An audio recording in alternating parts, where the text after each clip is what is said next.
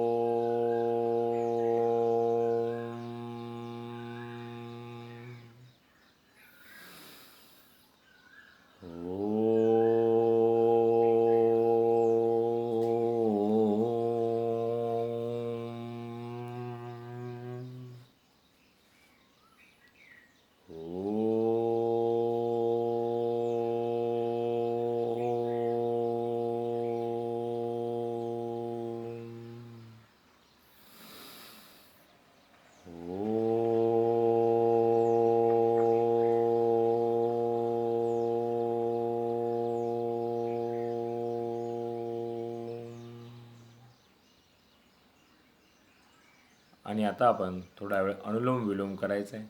एका नाकून श्वास आत घ्यायचा आहे आणि दुसऱ्या नाकून श्वास सावकाश सोडायचा आहे आणि त्याच नाकून श्वास आत घेऊन दुसऱ्या नाकून श्वास सावकाश सोडायचा आहे.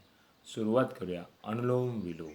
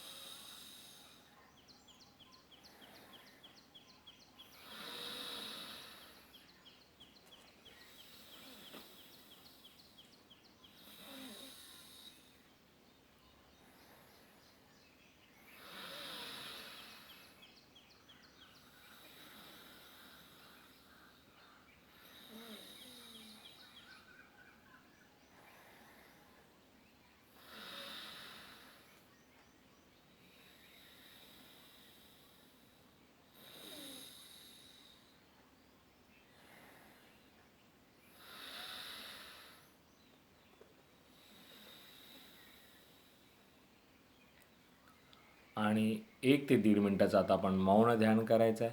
चेहऱ्यावरती स्मितहास्य, डोळे बंद आणि जे काही विचार येत असेल त्यांना येऊ द्या. अडवण्याचा प्रयत्न करू नका. सुरुवात करूया 1 ते 1.5 मिनटाचं मौन ध्यान.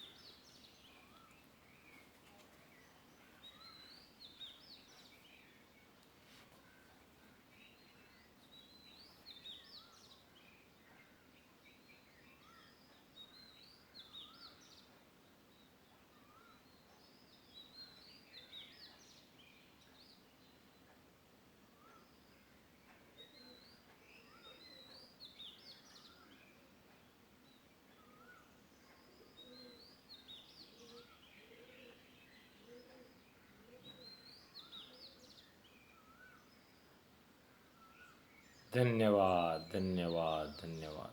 Thank you so much. आणि आता आपण माऊलींचं पसायदान म्हणूया. आता विश्वात्मके देवे येणे वाग्यज्ञे तोषावे, तोषोनी मज द्यावे पसायदान हे. जे खळांची व्यंकटी सांडो, तया सत्कर्मी रती वाढो. भूता परस्परे जडो, मैत्र जीवाचे दुरितांचे तिमिर जावो. विश्वस्वधर्म सूर्ये पाहो, जो जे वांछिल तो ते लाहो. प्राणी जात वर्षत सकळ मंगळी, ईश्वर निष्ठांची मांदियाळी. अनवरत भूमंडळी भेटो तया भूता. चला कल्पतरूंचे आरव, चेतना चिंतामणीचे गाव. बोलते जे अर्णव पियुषाचे, चंद्रमे जे अलांछन. मार्तंड जे तापहीन, ते सर्वाही सदा सज्जन. सोय रे होतू किंबहुना सर्वसुखी, पूर्ण होनी तिही लोकी. भजिजो आदि पुरखी अखंडित, आणि ग्रंथोपजीविये. विशेषी लोकी इये, दृष्टादृष्ट विजये होवावेजी. येत म्हणे श्री विश्वेश्वराओ, हा होईल दान बसावो. येणे वरे ज्ञानदेवो, सुखिया झाला.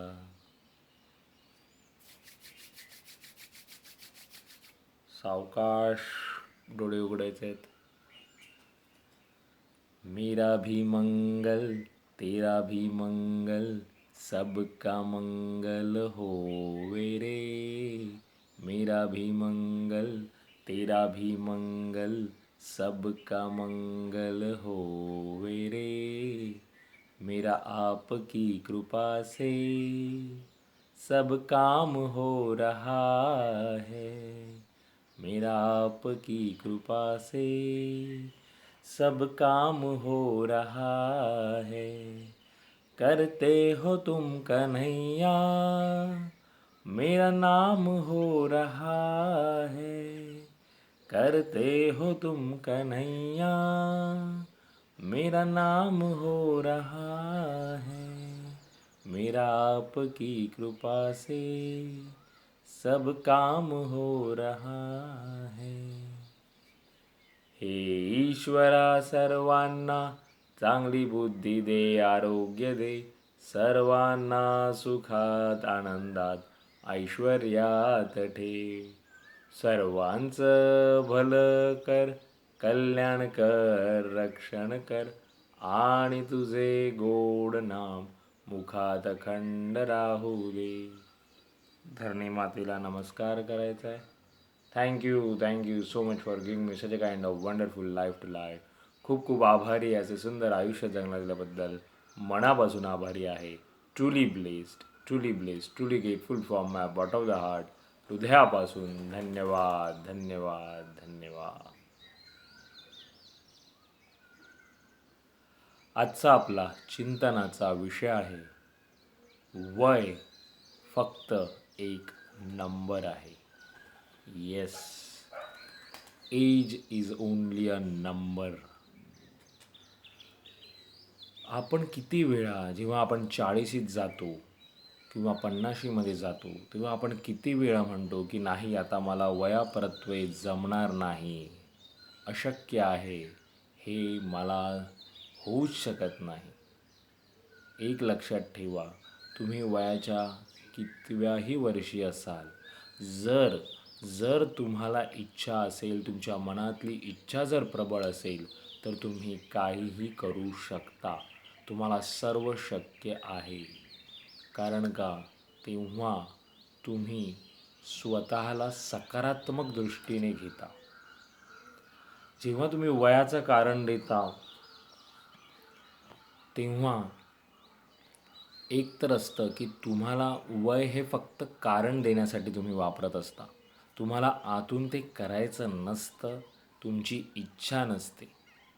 त्यामुळे कोणतीही गोष्ट कुठल्याही वयात शक्य आहे जर तुमचा मनाचा निर्धार पक्का असेल, तुमच्या मनामध्ये ती इच्छा असेल तर तुम्ही ते करू शकता.